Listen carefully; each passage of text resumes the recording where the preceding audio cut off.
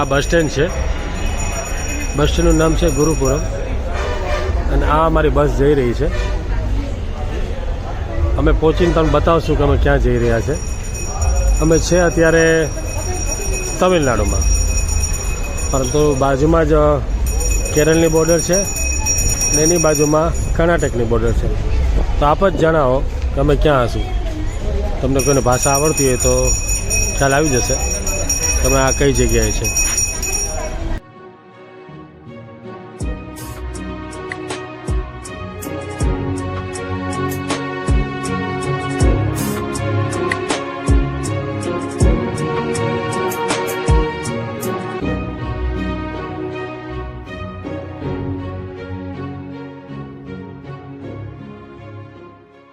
ક્યાં જવાનું છે? અમારે પોતાના ઘરે જવાનું છે.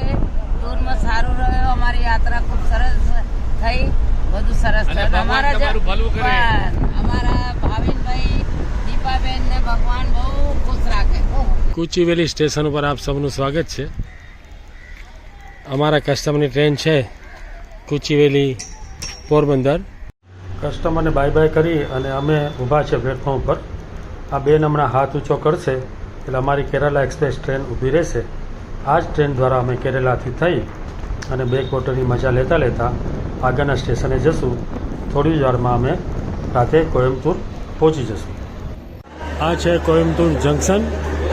અમે લોકો અમારી કેરાલા એક્સપ્રેસમાં અહીંયા ઉતરી ગયા છે. હવે અમે જશું હોટલ ઉપર. જંકશન બહુ મોટું છે. કોયમ્બતુરમાં શું કરવાના છે, શું સાઇટ સીઈંગ કરશું, એ બધી માહિતી હું તમને આપીશ. ગુડ મોર્નિંગ દોસ્તો, અમે અમારી હોટલમાંથી નીકળી ગયા છે રેડી થઈને. હવે અમે આગળ જશું. હોટલની નજીકમાં જ ગુરુપુરમ કરીને એક બસ સ્ટેન્ડ હતું. તેમાં ફક્ત 40 રૂપિયા ટિકિટ લઈને અમે જઈ રહ્યા છે ઈશા ફાઉન્ડેશન. આપને ખ્યાલ હશે, ઈશા ફાઉન્ડેશન એટલે આદિ યોગી, જે કોયમ્બતુરમાં આવેલું છે. ત્યાંથી લગભગ 40 કિલોમીટર દૂર છે. તો ચલો તમને હું બતાવું.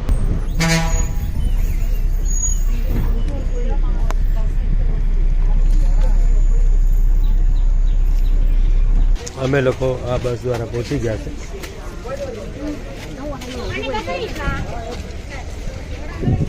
આખો પાર્કિંગ એરિયા છે.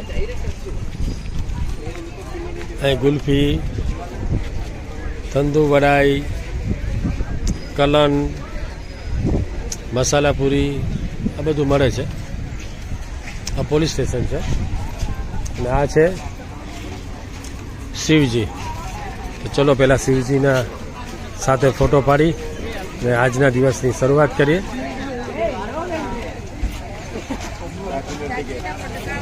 આ ધ્યાન લિંગા છે. ધ્યાન લિંગા સવારે 6 થી રાતે 8 વાગ્યા સુધી હોય છે. અહીં માસ્ક કમ્પલસરી છે.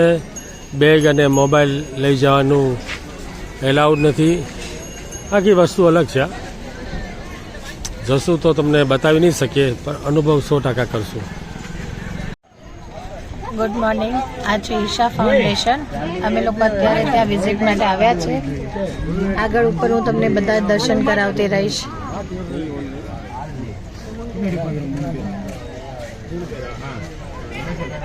તમારે ત્યાં જવા માટે થઈને બેલગાડી મળે છે, બેટરી વ્હીકલ પણ મળે છે. બેલગાડીનો અમે ભાવ પૂછેલો તો 10 રૂપિયા જ કીધેલા. આ શું ચાલીને પણ જઈ શકાય એવું છે. અમે જરા આનો આનંદ લેવા માગીએ છીએ. આ રીતે બેસી ગયા પછી આ માણસ આવે છે અને બધાની ટિકિટ લે છે અને આ ડ્રોપિંગનો જ ચાર્જ છે. પાછું ત્યાંથી આવવું હોય તો એનો ચાર્જ આખો અલગ છે. જેટલું બને એટલું હું તમને માહિતી આપવાની કોશિશ કરીશ કે ઈશા ફાઉન્ડેશન શું છે.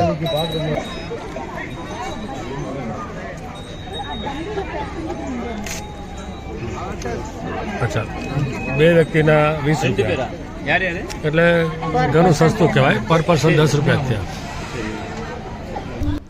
મિત્રો, તમે જે જગ્યા જોઈ રહ્યા છો ને, એ છે ઈશા ફાઉન્ડેશન. એ છે કોઈમ્બતુર સ્થિત વેલંગિરી પહાડોની તળેટીમાં આવેલી ભગવાન શિવની મૂર્તિ. જેને આપણે આદિયોગીના નામથી ઓળખીએ છીએ. તો મિત્રો, આ મૂર્તિ બનાવવા માટે તમને ખબર છે 500 ટન વજનના સ્ટીલનો ઉપયોગ કરવામાં આવ્યો છે. આ મૂર્તિની ખાલી ડિઝાઇન તૈયાર કરવામાં 2.5 વર્ષનો સમય લાગ્યો છે. ડિઝાઇન તૈયાર થયા બાદ 8 મહિનાની મહેનત પછી આ મૂર્તિ તૈયાર થઈ છે. ઈશા ફાઉન્ડેશન યોગ દ્વારા આ તામિલનાડુના કોઇમ્બતુરમાં મૂર્તિની સ્થાપના કરવામાં આવેલી છે. આ મૂર્તિ 112 ફૂટની છે. તેના વિશાળ કદને કારણે જ તેને ગિનીઝ બુક ઓફ વર્લ્ડ રેકોર્ડમાં સ્થાન આપવામાં આવ્યું છે. 24 ફેબ્રુઆરી 2017ને મહાશિવરાત્રિના દિવસે વડાપ્રધાન નરેન્દ્રભાઈ મોદીએ આ મૂર્તિનું ઉદ્ઘાટન કર્યું હતું.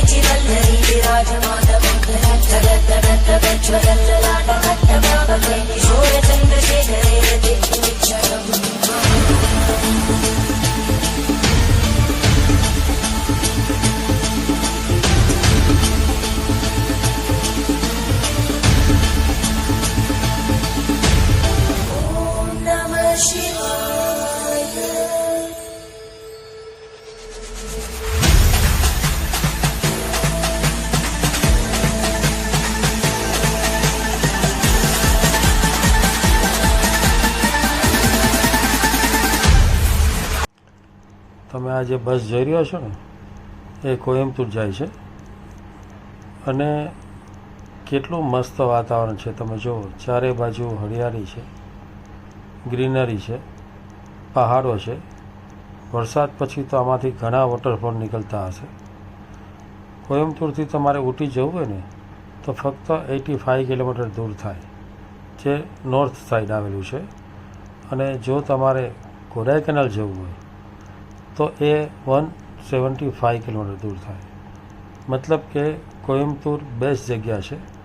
તમે જરૂરથી અહીંયા ફરવા માટે આવજો. આ જે સ્ટોલ છે એ સ્ટોલમાં તમને બધું જોવા મળશે. Samosa, coffee, cone, brownie, momos, spring potato, vada pav, sandwich, burger, pizza બધું આની અંદર તમને જોવા મળશે. તો આ સ્ટોલની ખાસ મુલાકાત લેજો. આની વસ્તુ બહુ સારી આવે છે. વડાપાઉં છે જેના 40 રૂપિયા છે. એટલે વડાપાઉં મળે ખરા પણ મોંઘા મળે.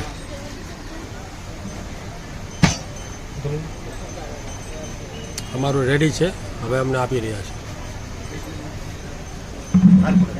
અમે લોકો હવે ઈશા ફાઉન્ડેશન સદગુરુ ધ્યાન કેન્દ્રથી નીકળી રહ્યા છે.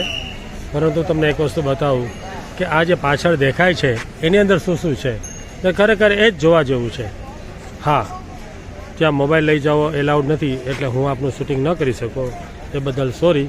હવે તમને બતાવશે. સૌથી પહેલાં અંદર જાઓ ને એટલે રાઈટ સાઈડમાં જવાનું છે તમારે. એમાં સૌથી પહેલાં સૂર્યકુંડ આવે છે, જેમાં માત્ર પુરુષો જ સ્નાન કરી શકે છે.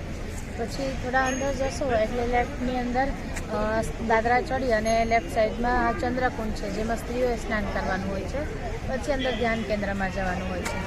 પણ સ્નાન વગર પણ તમને એન્ટ્રી તો છે જ. અને અંદર એક દેવી છે, તેને લિંગ ભૈરવી કહેવાય છે, જેના દર્શન કરવાના હોય છે. દર્શન કરી અને જો તમે કંઈ ફૂલ પૂજા એનું કંઈ સામગ્રી લઈને બેઠા હોય તો તમને પોતાની જાતે જ તમને અર્પણ કરવામાં આવે છે એ લોકો. અંદર જવાનું છે. સૌથી મોટી લિંગ છે જેને ધ્યાન લિંગમ કહેવામાં આવે છે. ત્યાં બધાને એન્ટ્રી છે, આખા સર્કલમાં તમને બેસાડે છે અને મિનિમમ 15 મિનિટ તો તમારે અંદર ધ્યાનમાં બેસવાનું જ હોય છે. ત્યાં બેઠા પછીની જે અનુભૂતિ છે, જે તમે જાઓ ત્યારે જેટલા ઉચાટ મને ગયા હોય એટલા જ શાંત મને તમે બહાર આવો છો. બહાર આવ્યા પછી તમને એક આખી અલગ જ અનુભૂતિ તમને ખબર પડે છે અંદર. સો અહીંયા એક વિઝિટ જરૂરથી કરજો. તો ચાલો દોસ્તો, અંદર તો એકદમ અદ્ભુત હતું, અલૌકિક હતું અને અતિ સુંદર હતું. ખરેખર મનની શાંતિ માટે આવવું હોય તો તમારે અહીંયા આવવું જોઈએ. કોયમ્બતુર દૂર છે ગુજરાતથી, પરંતુ ડાયરેક્ટ ટ્રેન મળે જ છે વીકમાં 2 વખત. તમે અહીંયા આવી શકો, સેવા આપી શકો અને રોકાઈ પણ શકો. એના માટે એડવાન્સ બુકિંગ થાય છે, તો એ વસ્તુનું ખાસ ધ્યાન રાખજો.